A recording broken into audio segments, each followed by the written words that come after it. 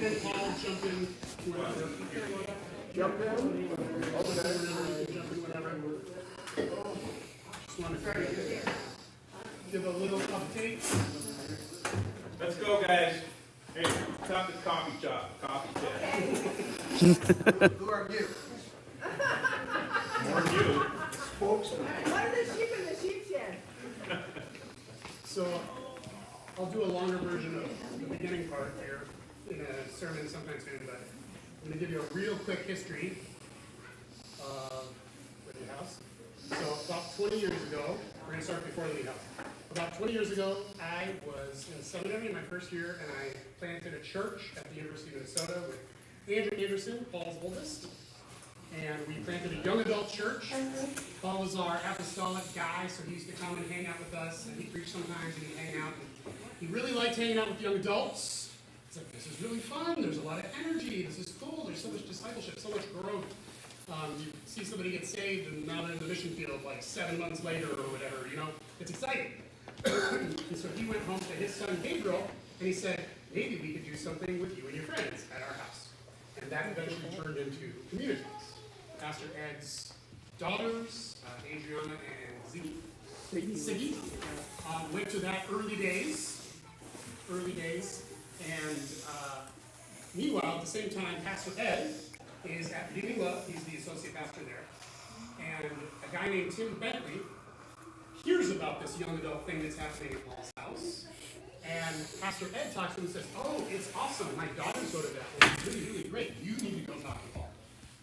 Pastor Ed apostolically sent Tim Bentley to Paul Anderson. And Tim, with his organizational skills and abilities, Harvest Communities was born. And, you know, Communitas got named right around that time. Lydia House started shortly thereafter. And so, unbeknownst to us, Pastor Ed was instrumental in Harvest Communities starting and in Lydia House existing at all. Oh, wow. After I had left, the church we started merged with Communitas. And then I was gone here quite a while. Meanwhile, Pastor Ed is starting North Springs out of Redeeming Love. So he started North Springs. I came back to work with Harvest Communities after I was gone with the Air Force for 8.5 years. And there were a couple people from Extreme Life, the church I started, still there at Lydia House at that time, which was pretty fun. But mostly it was new faces. And then fast forward a little bit. And amidst all that, we got married. In the midst of all that, they, along with a couple hundred other couples, met and got married through Communitas. To Pastor Ed's daughter. Oh, sure. Yes, Pastor Ed's Through daughter. Communitas. So all that happened. As did many, including my brother and his wife, Right. and quite a few others. Lots of marriages. Which then transitioned us to North Springs. Because I would have never gone to North Springs without marrying the pastor's daughter. Right. So yeah, so Paul and Adriana are there with Paul under Harvest Communities, and then they get married, so they come here, and then not realizing they would eventually come back to Lydia House. But God is funny. And so, but right before that happened, actually, you know, things transpired over time, and eventually Lydia House started getting just fewer and fewer people started coming, and the leadership team decided they thought the church was kind of done, and they left. And Paul prayed about it, and he's like, well, I'm still going to go downstairs and have church on Sunday, so let's still have a Lydia House. And at that point, it was literally Paul's family, and then my family and extended family, and that was about it. And so Paul prayed about it, and he said, I feel like God told me Lydia House is supposed to continue, and that you're supposed to pastor it. And I was like, okay. And so we restarted Lydia House. This was 4.5 years ago, going on 5 years ago now, right around Easter. So yeah, almost 5 years. And we talked to a lot of former people who had kind of drifted away. Said, hey, you know, just come check it out for a little bit. And a lot of people came and checked it out. A lot of people stayed around, and we kind of hit a point where we didn't really grow anymore. We would like lose some people and then gain some people, and then gain some people but lose some people. And that's sort of been the story of Lydia House. There's a door, and then there's a revolving door, and that's just always been that way. Sometimes people are in and out for 6 months, and that's okay. People need a place where they can be for a short period of time sometimes. But a couple of years ago, I started seeing a problem, or at least a potential problem, of sustainability. And by that I'm speaking mostly financially.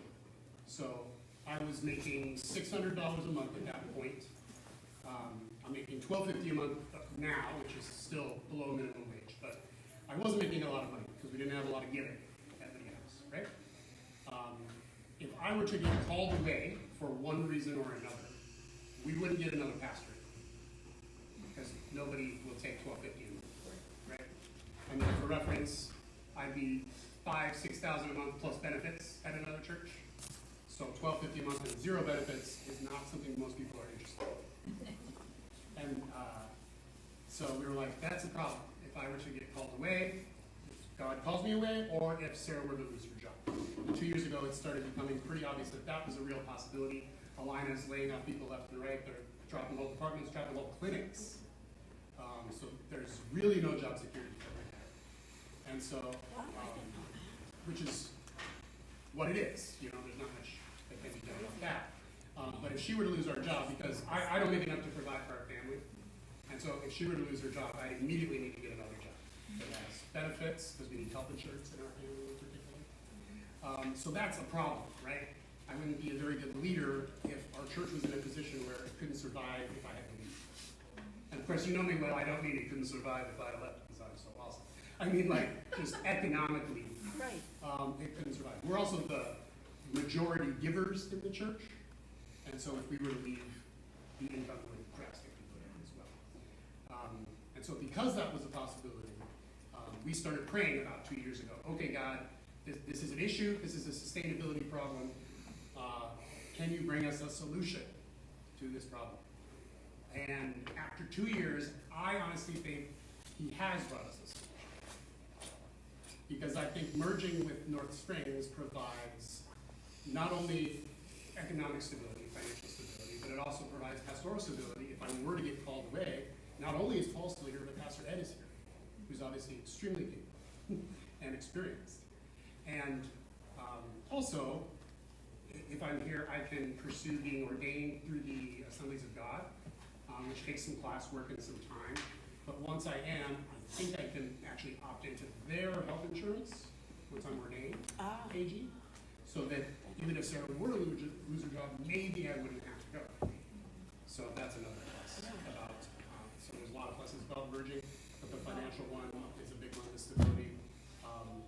So from a leadership point of view, I think it's the right call, but I also feel like it's God's answer to our prayer that we've been praying for a long time. What do we do? What do we do next, you know? I think there's a lot of other reasons to merge, even if those kind of more financial or businessy realities weren't there. I think there's a lot of great reasons to merge. And yeah, Paul, do you want to add anything at this Yeah, point? I would love to. I'll switch so it's less awkward. Yeah, I think for me, beyond just the pragmatic, what gives me the most peace about what God's doing here is I have no doubt that this is the Lord, for a lot of reasons. One, there's just way too many circumstantial coincidences. Coincidence is the wrong word, but too many circumstantial events that led up to this that you'd almost have to be delusioned to ignore the fact that God's doing something. And that's strong language, but I mean, all the dynamics Nate shared. When Paul came to me in December and told me the barn was being sold, what are your thoughts about merging with North Springs? I'll be candid, I had no faith for it. Absolutely none. I was like, there's no way that's going to work for all the history that I knew about North Springs, for all the history I knew about Lydia House. I had no faith. And then the fact it happened so seamlessly in terms of leadership dynamics, to me was just unquestionable. The fact that we're even in Lydia House, Adriana and I, to me is remarkable. We left North Springs in 2018. We were burnt out. I was overworked at work. We were overworked here, we were trying to have kids, it just made no sense to stay here. And we genuinely wanted to go somewhere where we knew nobody, we could sit in the back, nobody was aware of our leadership abilities. And within 6 months, the Lord called us to Lydia House. And it was somewhat discouraging, because we were like, it was like the last place we were thinking about. We wanted to go sit in the back of River Valley, And be unknown. be unknown for like 5 years, and just work on having children. And it happened where I was like, I genuinely felt the Lord call us to go there. I told Adriana she had no interest in it. And the next morning in the prayer time, the Lord made it blatantly obvious that we should go there. So then we come, it's awkward. You know, everybody knows us for the most part. And we didn't know what we were supposed to do there. And so we sat like literally in the back of those couches for however long we were there. And then the Lord called us to the barn, and that was even more awkward. Because now we're in the backyard of North Springs. Yeah. And we're like, what is going on? And candidly, like, when we went to the barn, you can, Yeah, I have, I don't, You can just do you be- know if Pastor Skip? You can up there? smell the barn from here. so, I'm just saying, I block the doors in the front, so you can get out, but you can't get back in. oh, that's fine, I'll just be. Oh, you have a key, so should I lock this one or no? Oh, you're welcome. Yeah, but Okay. they'll knock if they need to get out. Thanks, Okay.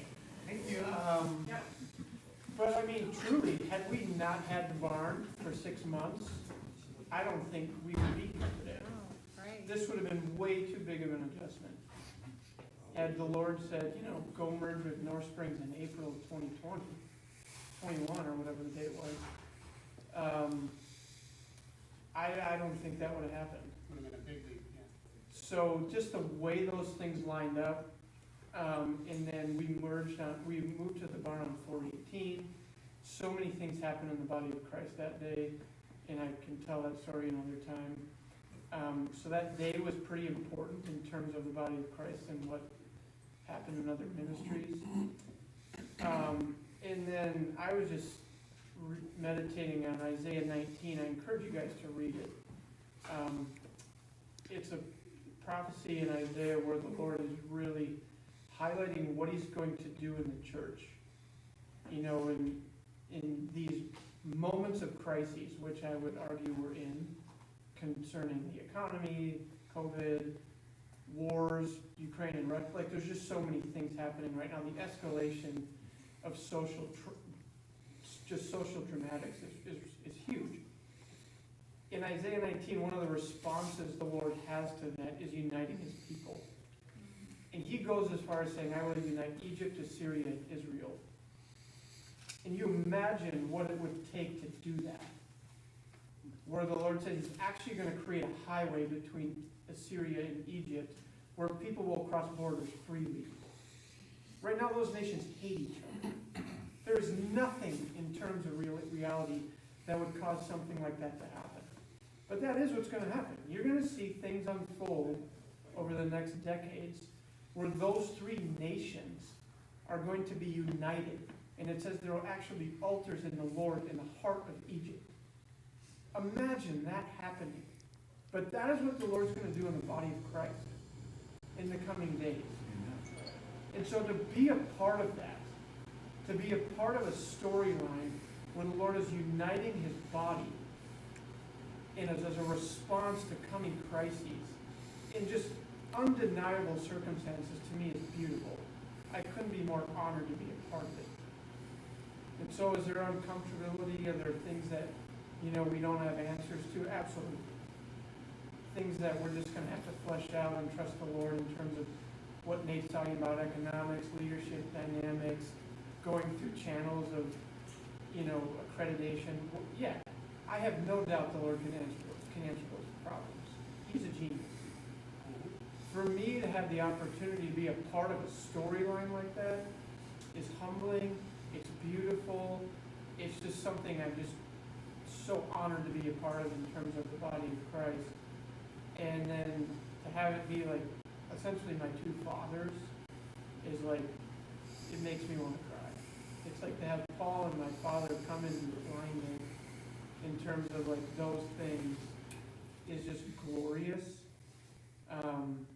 And so, you know, I know there's a lot in there, but yeah, I mean, I wanna be sensitive to that there may be concerns among us in terms of what that looks like.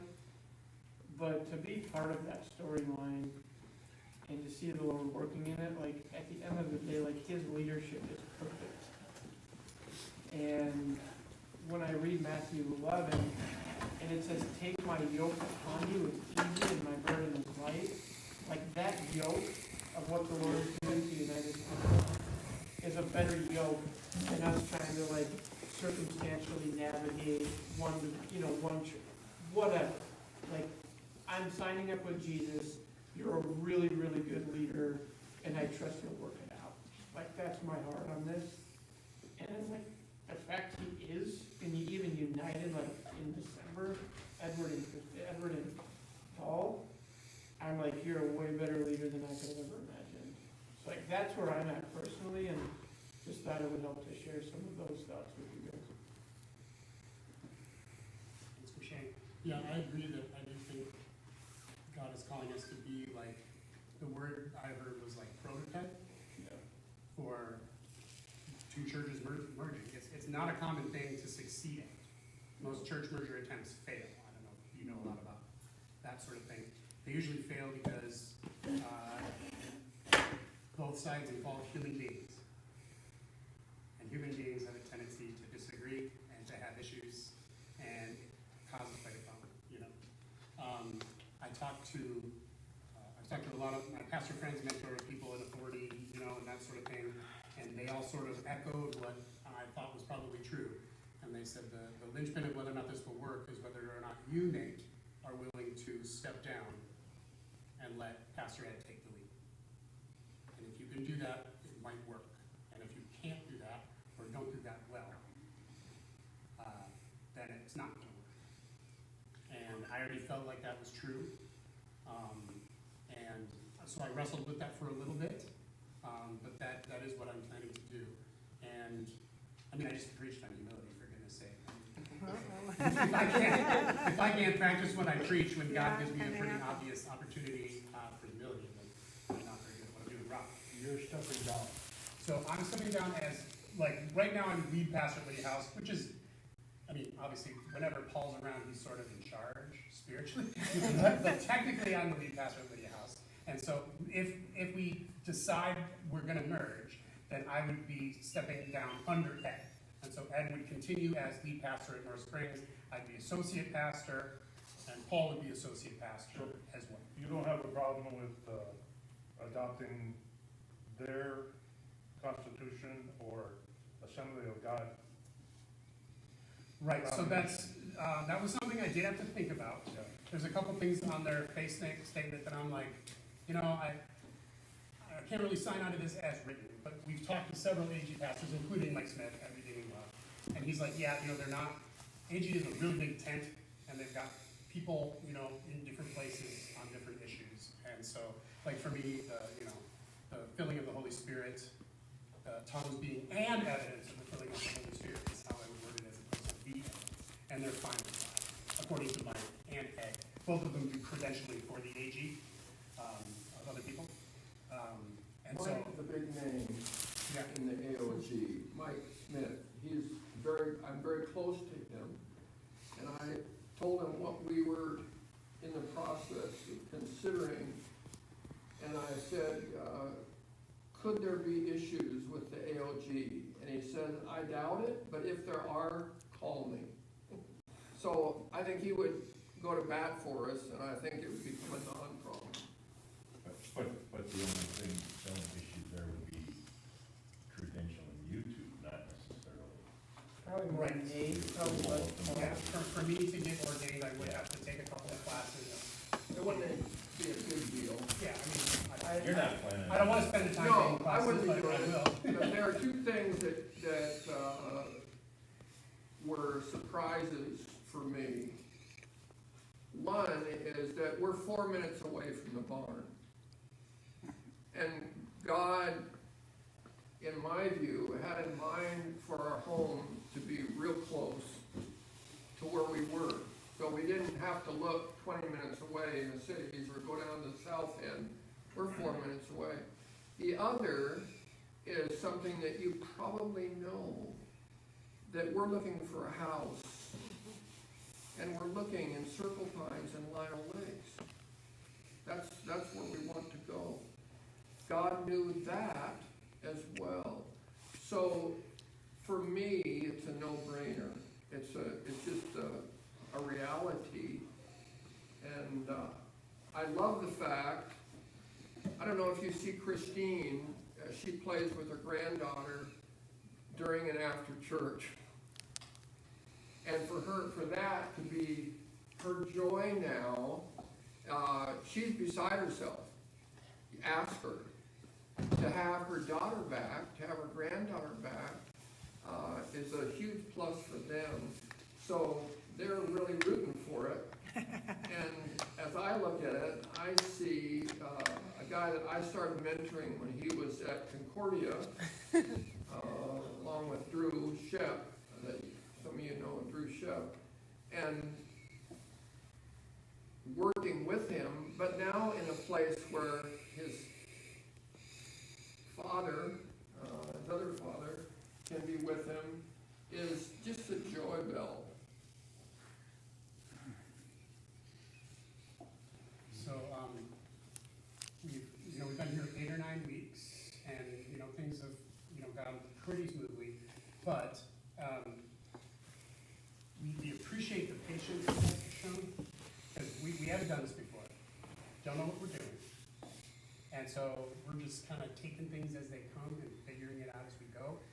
I feel like we're following the Lord in this, and sometimes God gives you a real good map to where he wants you to go, and other times he says, behold, leave, go that direction, like he did with Abraham. And you just kind of go that direction. And as you go, and as you obey, God shows you this, and he shows you that, and things become more clear. And so I kind of feel the go that way about the merge, and I don't know how everything's going to look. The way services look now aren't necessarily the way they're going to look in 6 months. I don't know what the future is going to hold. It depends how the new vision kind of coalesces, after this merger. A lot of our values and principles are the same with North Springs.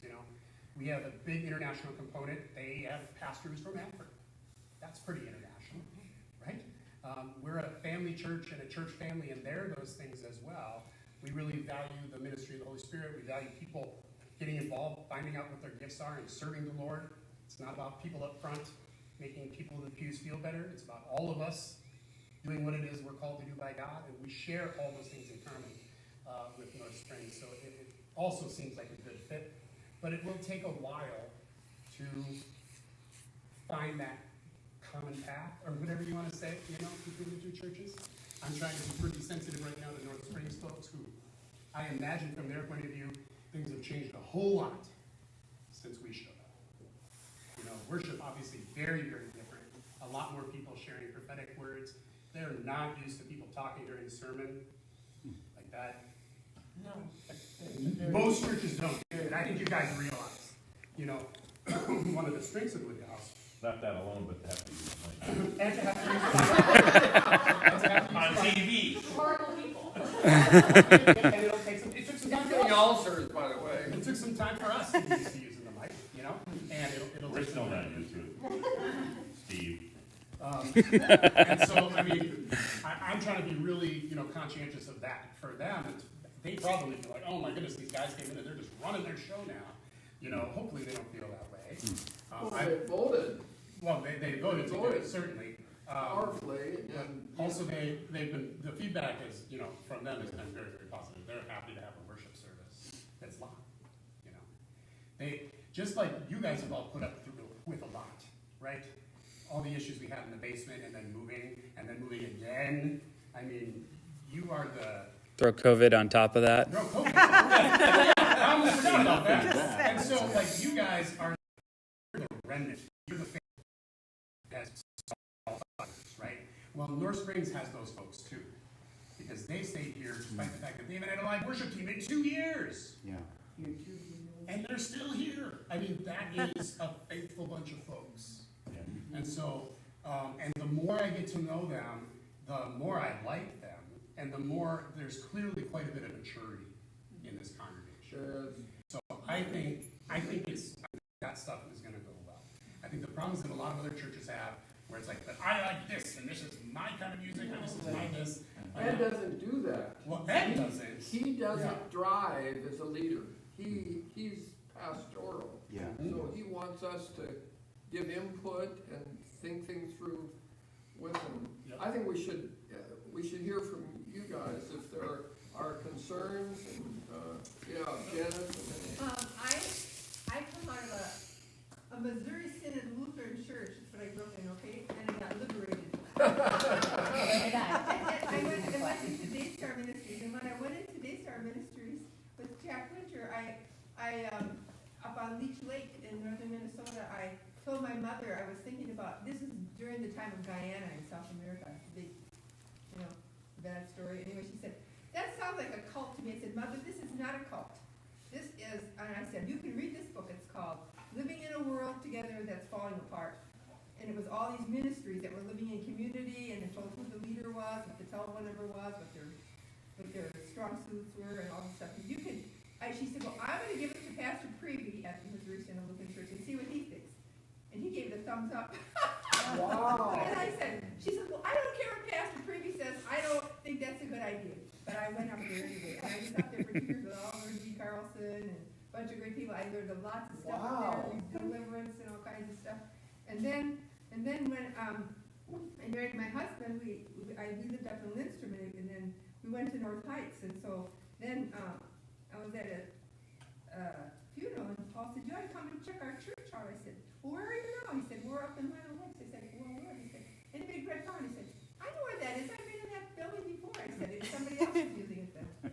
I said, I'll be there. 10 minutes from my house, I thought. And I told Pastor Burmeister at North Heights, I said, this old you was looking for a closer sheep shed. So anyway, when I walked in and Karen was leading the ladies' Bible, their prayer time at the beginning, I sat down and thought, yes, this is where I belong. This is like a hand in the glove. I knew it. Just like being at Zion Harbor, we meet every morning before breakfast for prayer in the back room. And I thought, oh, I love it. I'll be here with bells on. And so anyway, it was like, I have no problem. And also, the fact that I also used to teach at Mike Smith's church when they were Calvary Assembly in White Bear Lake, before they moved down to the old McGovern. Yeah, I was one of their school teachers there. So I know him from way back when. So anyway, I still like the pot is getting stirred and you keep on bumping into these people. I said, I know, I'm Paul. Oh, yeah, right. Well, come on, check the church out. So I did, and then I ran into some other people that I knew there, and like Esther, for instance, I knew from North Heights. I knew her before she even got married. Don and I went to their wedding, and it was like, oh, Esther! It was like, oh, So I knew I was in the right place. And I just feel that this thing is, you didn't go out looking for someplace to merge with. It was just like, he told you to come over and you did it. It was like, the skids were all greased, you know what I mean? Yeah. It's just natural. We would go banging on doors and, say, well, maybe we could do this, maybe we could do that. It was like, it was just like, da, da, da, A, B, C, D, E, it was so easy. It had to be the Lord. It was just. That's how I feel. Yeah. At least worth checking out. Yeah, right. And for me, after checking it out for a while, not that we have all the answers, we probably have fewer answers than we did when we started, maybe even, but it really feels right to me. Yeah. Can't raise his hand a minute ago. Real quick one, go ahead, and GPS is location and time. And miracles are about precise timing, right? So it's not only geographical location, but it's also timing. Time. Four It is, dimensions. you're right. I just want, and I want to say something, and I'm only speaking to myself. We've been to some churches where it's older people, and where it's like, where are the kids? Where's the young people? Those kind of churches aren't gonna last very long. But one thing about Lydia House that was amazing to me was the number of young people that were there when we were going to Lydia House, it was in the basement. And I think there's a strength there between you guys of drawing in young people. So I want to give you permission to target young people. Yeah. And I'm only speaking for myself, I feel like I'm an older person, our time is past, but I'm here to help. We have wisdom, we're good volunteers, whatever, but it's the future.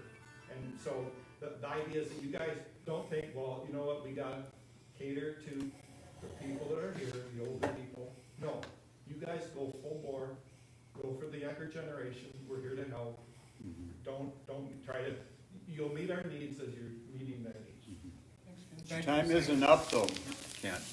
Just getting started. Caleb and Joshua. Thank you for that, Kent, I appreciate that. And I like to see you up there. that is definitely going to be our focus on continue to bring in more young families and young adults as well. Yeah, and Christine and Edward are in agreement with that reality is we do need to pray about what does it look like to reach 15 to 30-year-olds. Yep. And we'll feel uncomfortable, but that's okay because it's not about us. Right. It's not about my generation anymore. Yeah, and that's the wonderful attitude that I think is going to help, this future church to really be a multi-generational church.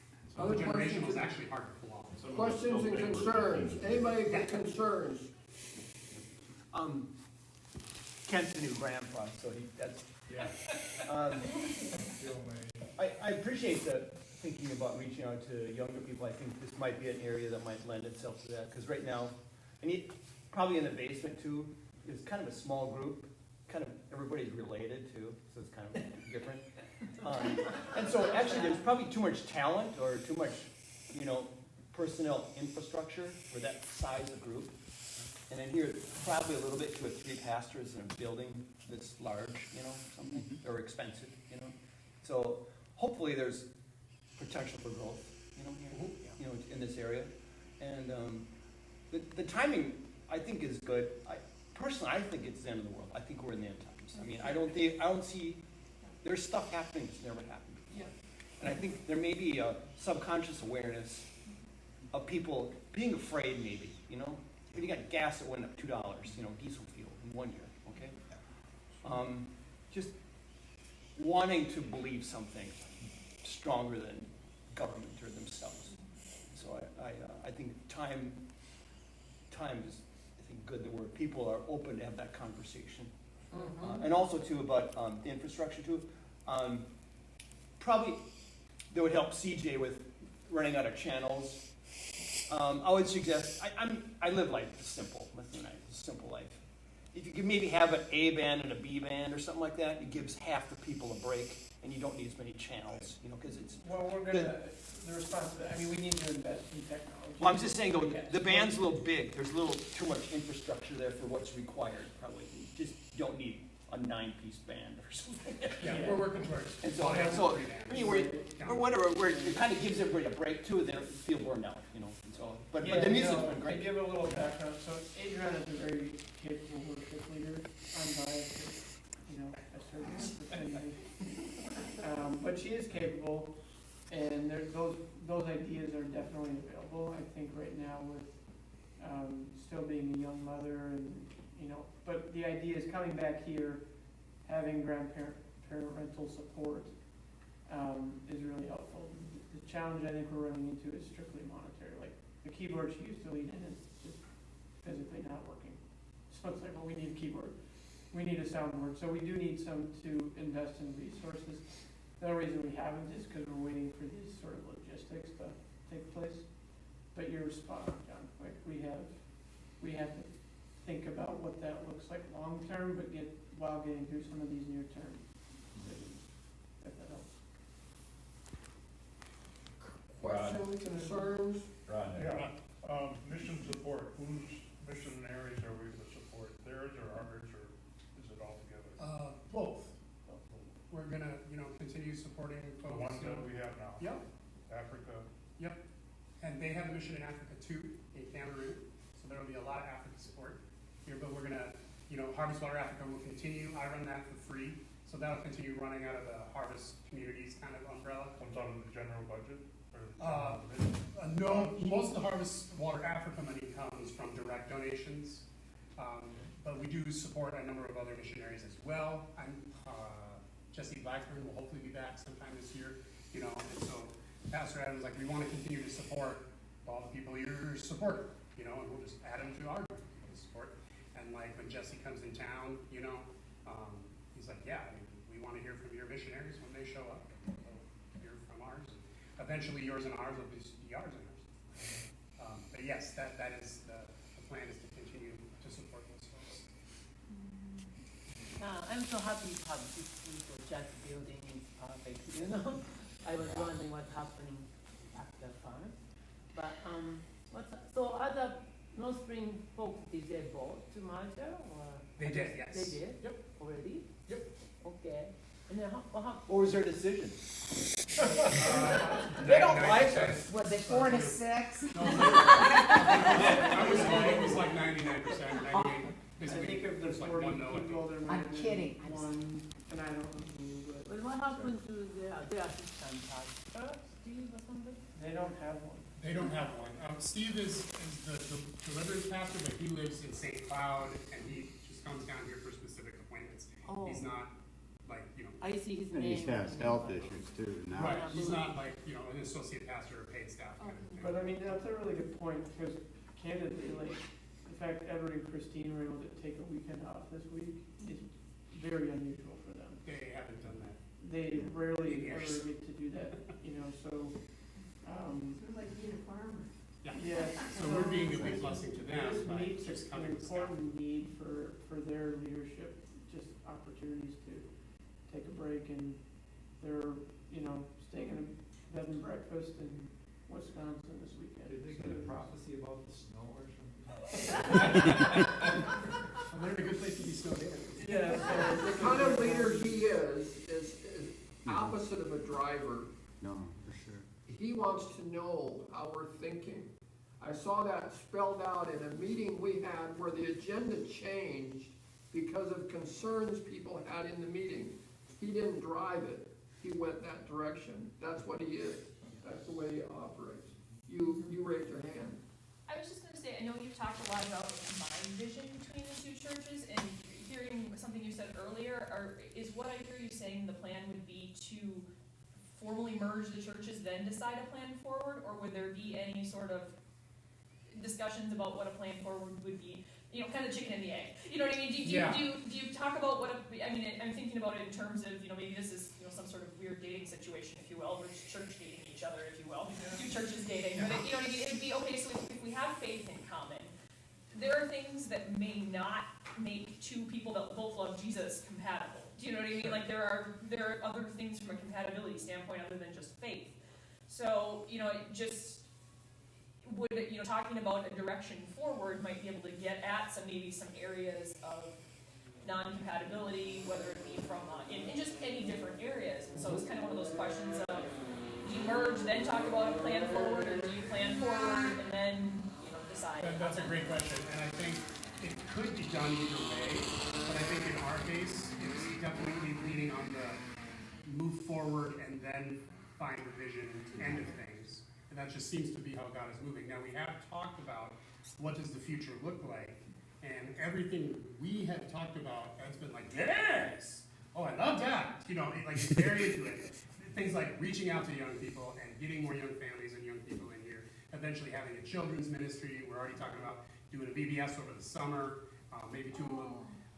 And so all the stuff that we've kind of talked about, it has been stuff that they either used to do and only aren't doing now because they just don't have the personnel, or things they wanted to do. And so it seems like we're going in the same direction, and not just kind of generally we're both going west. I mean, it seems like we're going to the same place. And so what I feel anyway, I can't speak for you two, but what I feel is more like God saying, all right, so this is good, go for it, and then once you're on your way, things will become more clear, specifics, what it's going to, do we focus on the school down the road, you know, around the corner? Maybe that's a specific vision he wants us to do, or maybe there's other specific things, and at least I am sensing that God's going to bring us those things more over time. That is not my preference.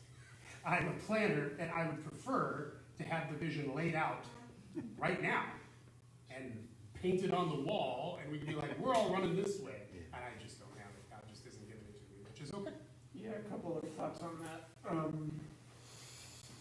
Knowing the two ministries, I'd say it's very complementary in terms of leadership skills. So what I mean by that is everything Paul's saying about Edward in terms of a humble, very embracing leader is true. I would say strategy and execution has not typically been a strength of North Springs. However, that is a very good strength of Lydia House. When being on leadership with all of the years, knowing Nate as a planner and pre-med background, very calculated. I think those two personalities and strategy, or personality and leadership types, will be a very strong complementation of one another. So I think we can bring that vision and execution strength to North Springs.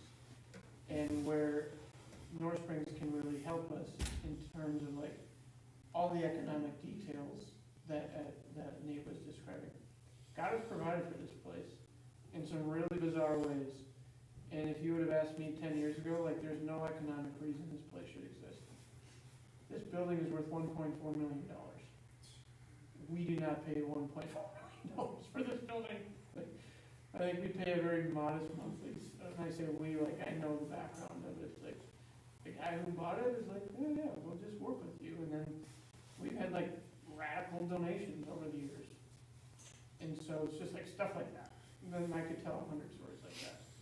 So those things in terms of like, and then too, I think about, you brought up like a dating situation. The best example I can bring is like Adriana and I are like starkly opposite people. I don't mean this like. Knowing both of you, that's true. We're as black and white yes, as you are come, very, like, very different. It's sort of a crude joke, but I'm like, we're about as black and white as you come. So. Oh, did Uncle change that? Wow. She knows it. I said that. Oh, wait a minute. She knows I say that all the time. I did not say that.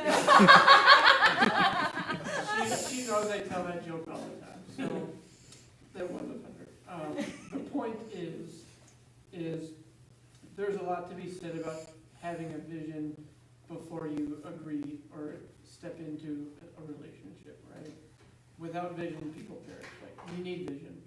We need leadership who knows how to drive. And to Paul's point, Edward's not typically going to do that. With that said, I have no doubt that that will be successful in that, because I know the type of leaders that are coming together, and Paul and Edward and Nate are very strong in terms of their ability to follow and lead and lean in, etc. So I don't have a doubt on how to do that. And one thing like that has been poured into me for 8 years at Medtronic is how to execute a strategy. So if I need to help with that, I'm happy to. So you will. I haven't helped with that at Lydia House because I haven't had to. There just hasn't been a need because of these guys know how to do it. If I need to lean in and be a support system for everyone to be like, hey, we're going to do this, I can do that. So I have no doubt we'll be able to deliver on that. And again, going back to this, like, if the Lord is in this, which I really believe He is, He's a very, very good leader. And if He knows how to bring 3 nations together to unify again, to worship His Son Jesus, He can bring 2 humble church bodies together in vital ways. And Pastor Ed's been very accommodating. Everything I've brought up, questions, difficulties, everything I've brought up has been easy. Like I was like, hey, we love the cross. It's kind of in the corner. Would it be possible to get it more towards the middle? He's like, yeah, let's just mount it on the back wall. So we just need to find somebody who can mount that cross on the back wall for us. And that's the plan, is for it to be right in the middle. Yeah, I mean, literally we just need to mount something to the wall and then hang the cross on it. It's not hard, but it's beyond my ability. Figure out what to do with the twinkle lights. We can just rip all those down. He said just take those down. Yesterday, we were trying to figure out how do you simulate the movement of the Holy Spirit. Did you have a question? Are you sure we didn't want to leave you? Yeah, we have to go. We answered questions, but we've also got long. Are you a rock and roll guy? Thanks, guys. Yeah. So Pastor Ed's been really Sure. You know, Sure. I don't think anybody at the church would be like, why'd you move the cross more in the middle? That's kind of No, something you the can't really thing's say. 10 years, the reason it hasn't been moved is because it's filled with rocks and the this person here is 50 and we're just not gonna. It's hard to move it. Well, I've moved it 3 times and it's on a stand, so it just needs They to just pull it out of wanted the to like stand. it there to and be it's given, not it that was a bad. gift, and Edward felt so bad to turn down the gift.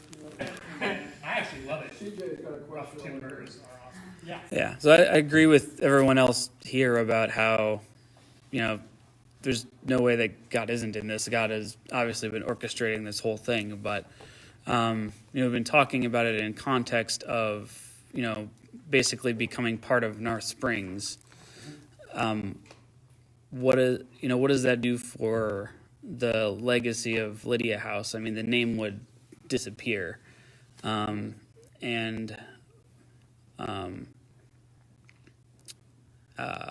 was the other thing I was going to say? You know, what about, you know, the name going forward? Would we just be North Springs, or would we, or would we come up with some other new name? You know, because the combined group is neither North Springs as it existed or Lydia House as it existed before. I can take the cultural answer to that one. I'll let Paul and Nate do the name side. The way I think about it culturally, because this is your first question, like what happens to the legacy of Lydia House? The best example I can think of kind of again goes back to Adriana and I, because not only were you bringing 2 people together, but 2 very different cultures. So in Zambia, you give a dowry. They grew up in a village. Very, very different cultures. You know, we have different cultural relationships with our family here. The way I think about it, at no point in time has Adriana ever lost her culture. We celebrate her culture. She's still African. I still tell people she's Zambian. Our daughter is half Zambian. Like, biologically, she's half Zambian. So I don't anticipate at all that we have to compromise our culture. Like, we're Lydia House. That's in our DNA. We come from a very communal, relational background. And we're going to celebrate that. Like, we don't have to compromise coming from a place that we're familiar with and comfortable with. If anything, I think North Springs is excited to embrace that. The same way, like, we celebrate and embrace all of the traditions of Adriana's family.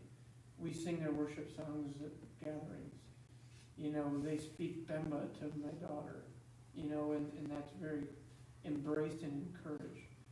So I don't want to give the impression at all that it's like, oh, we're going to lose that. And just because we meet in the North Springs building, somehow Lydia House is going to lose its history and background. No. I mean, in many, like, Adriana took my name, like, she's a Mackenzie, but culturally she's a Shawa. And that's never going to get lost. Like, I would never introduce her as, like, a Scottish English American.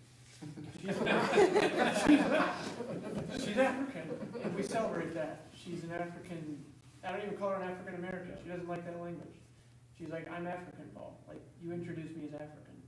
And I celebrate that. I think what, kind of echo CJ and Mike saying is probably when the rubber meets the road for most of us is who do we write the checks out to?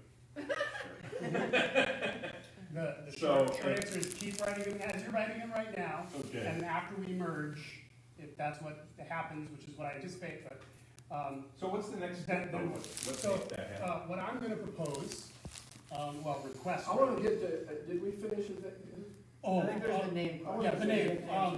So here's my thought on the name. I mean, obviously, we've been using a marriage metaphor, you know, wives traditionally, you know, change their name, and that's a fine way to think about it. I think that even if the name Lydia House goes away, we can keep the Lydia House culture and our history. And I think there's a number of ways to do that. I think continuing to talk about it from the front, especially over the next year or so, both so that we can learn about North Springs' history and what they've done and been through, and so that they can learn about our history and what we've done and been through. I think that would be excellent. It's a great get to know you. Do it up front. And so, yeah, so Paul and I sharing about who we are and our background, for those who don't know. And Christine sharing about who they are and their background. Us sharing about Lydia House, them sharing about North Springs. We're gonna intentionally do that moving forward. And I'm not sure if it'll be like a couple Sundays here and there or a little bit every week. We're still working on the details of it. But that's the plan. So that it is a marriage and it's not one eating the other or one being consumed by the other's culture. It's a marriage, and we celebrate each other's history, we celebrate each other's background, we don't dread the in-laws, and that sort of thing. One idea there is you could continue to have both websites up and active. Yeah, pointing to each other. Yep. And then make the focus of the Lydia House one, here, this is what we did, this is our history, you just keep it there so people can still get access to the history. Yeah. But you're pointing everything else to the. Yep, and it was brought up to even put something on top of the wall somewhere, maybe, and some Lydia House memorabilia up there, to keep it as, these are our wedding photos, this was before the marriage, or whatever you wanna look at it. The plan is not, okay, once we're merged, we're never gonna mention Lydia House again, we're gonna pretend we're all together. No, we're still two people who've become one, and so we talk about the past, we celebrate that. It was just a piece of property. Right. Right, yeah, I like that idea, right? So we moved out of a building, but it doesn't change your identity, right? The It's name like- change. Right. Yeah, the name changes when you get there. Now, in terms of the name, changing names is a non-trivial exercise in terms of a 413C. So I think pragmatically, if Tim's asking the question, who do you write the check to? If you want me to be candid, it's probably gonna be North Springs over time. I don't know the answer to that. If I had to make a wager, like an economic wager, probably gonna be North Springs.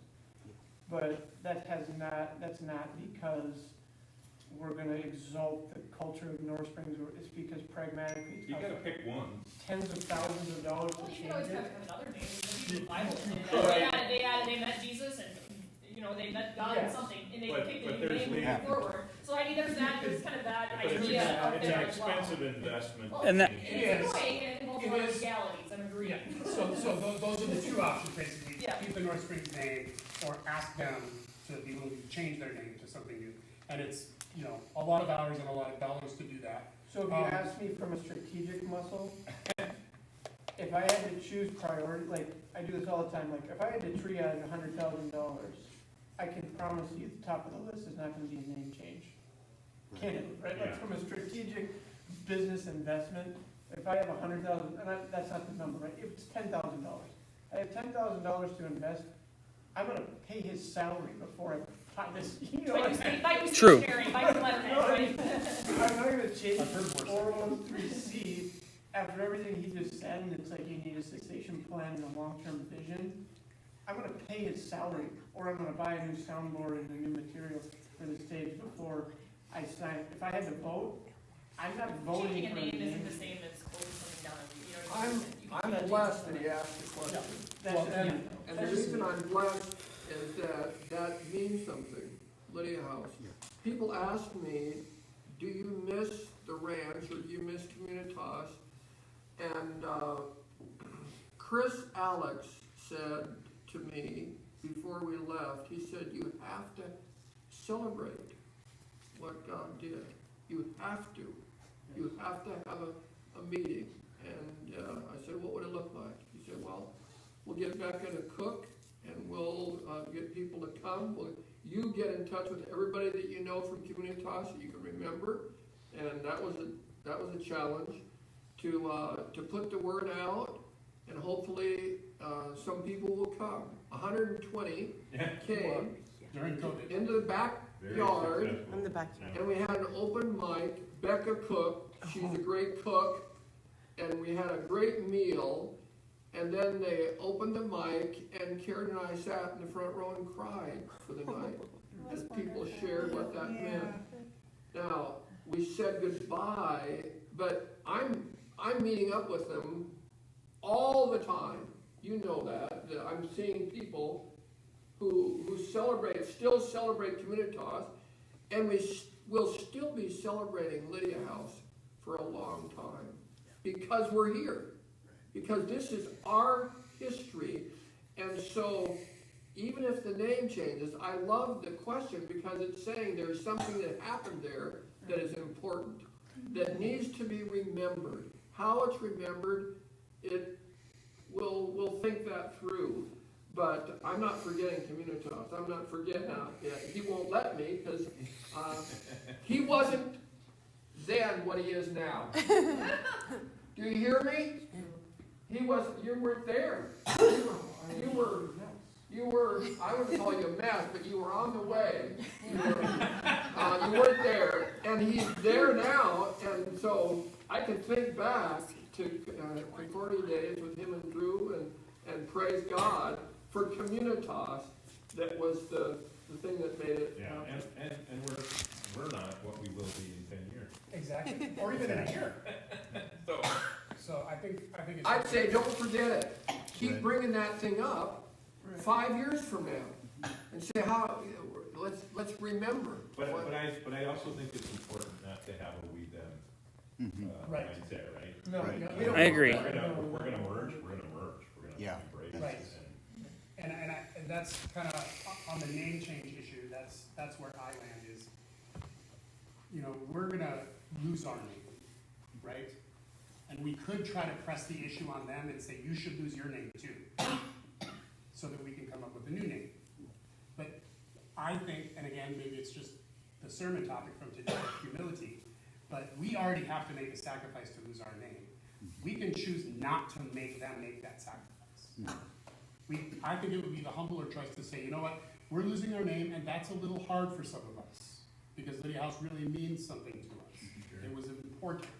But we're not gonna ask you guys to make that same sacrifice. We can jump in front of the bullet, so to speak, on this one. We'll take the bullet on the name change, and we'll not make you do that. I think that would be showing them love. Personally, I think that would be humble for one thing, but I think it would also show them love to be like, we won't put that burden on you. We came We'll to take them. That's They didn't exactly.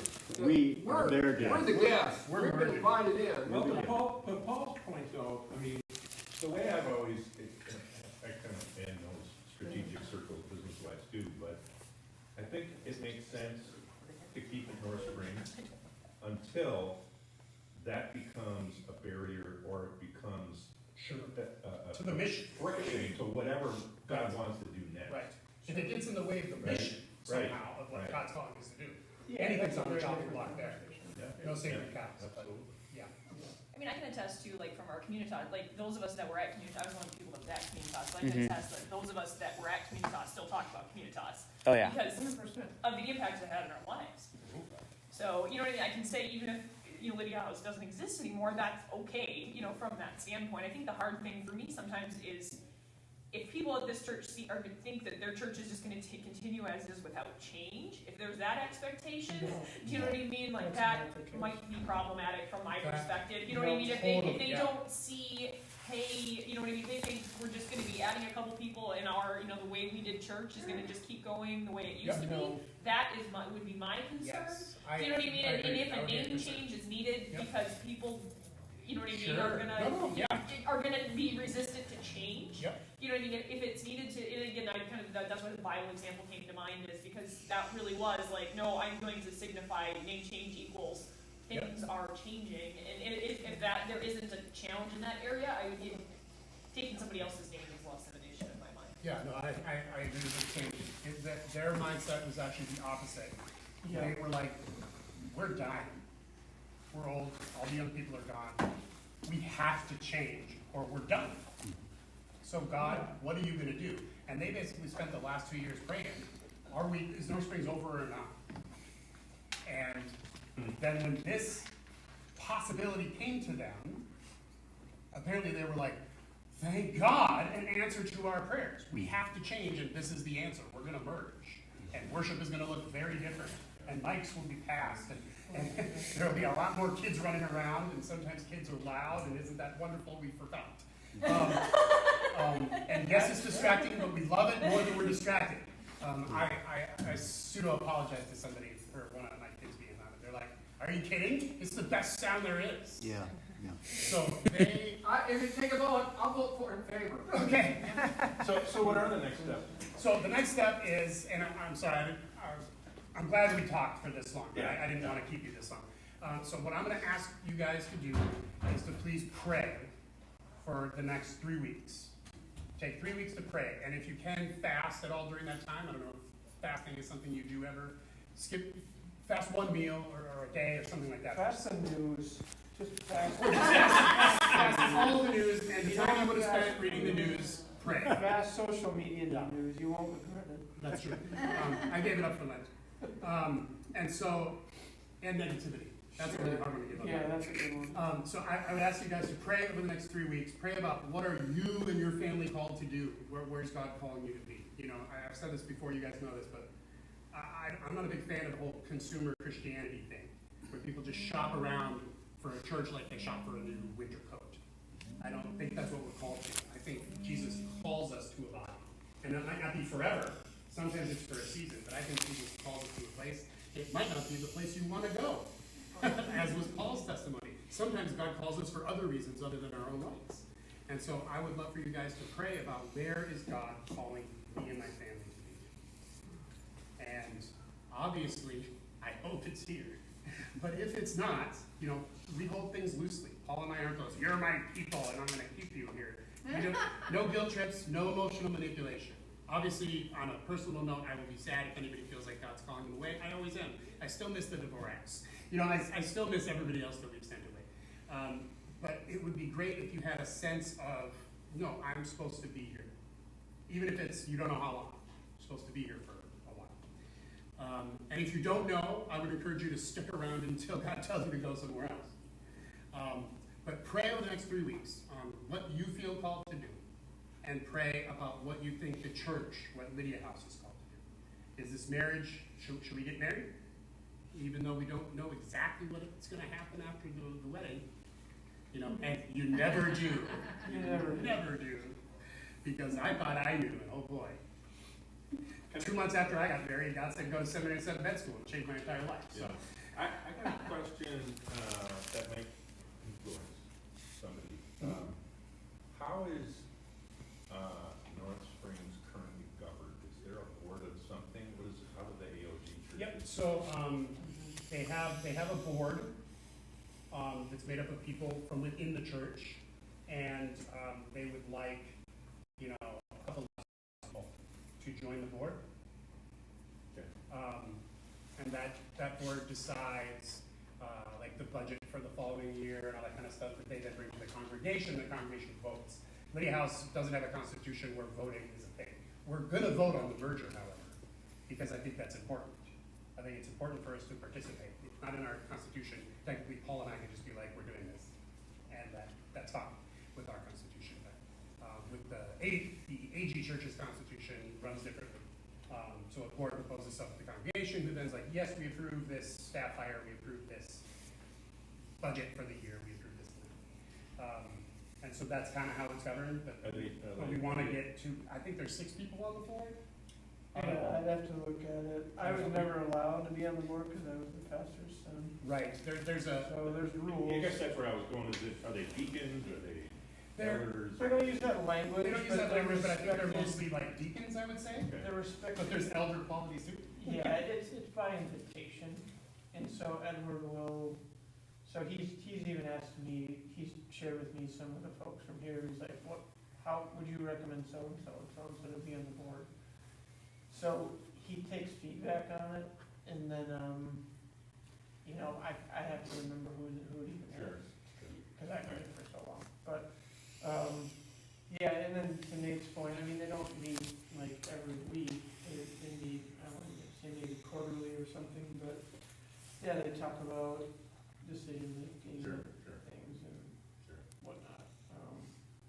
But yeah, but for the most part too, though, like Edward's never going to be a guy who, like, if you approach him with questions, he's going to like push you out. If you're not on the board and you want to go to Edward with a question, his office is always open. Like, or talk to me. Oh, he's very approachable. Yeah, so it's not a situation where it's like an iron-fisted rulership type where. Well, it's just, I think it's important that you do have, at least you have some representation. And that's my understanding of the background of the church. But yeah, so we would basically pray for 3 weeks and then come together again, have another meeting on the 27th where we talk again. If God's brought anything up, we discuss it. And then I haven't decided what's simplest yet, but we either vote there or I need to figure out a way to get people who can't make it there to still vote. Download the app. Yeah. We'll probably vote there, and then those who can't, we'll figure out a way to do it, so that it's still anonymous, but there are ways. And so then, yeah, we would be, at that point, if we vote then to do it, we would be merged shortly before Easter, which is a cool time to, new life and all that. Which I think is great. And at that point, the checks then change and all that kind of stuff, but we'll figure that out. And then the next step would be then to get 2 Lydia House people on the board. Like you said, down the road, we won't have to worry about how many Lydia House people are on the board versus how many North Springs people, because we'll all be the same. But for the first couple years or so, Yeah. I think it's going to be important to have equal representation, just to cover over any issues that might come up. Yeah. That way, somebody won't be able to say, "Oh, I feel like no one's getting heard," or "We're not getting heard about this or that."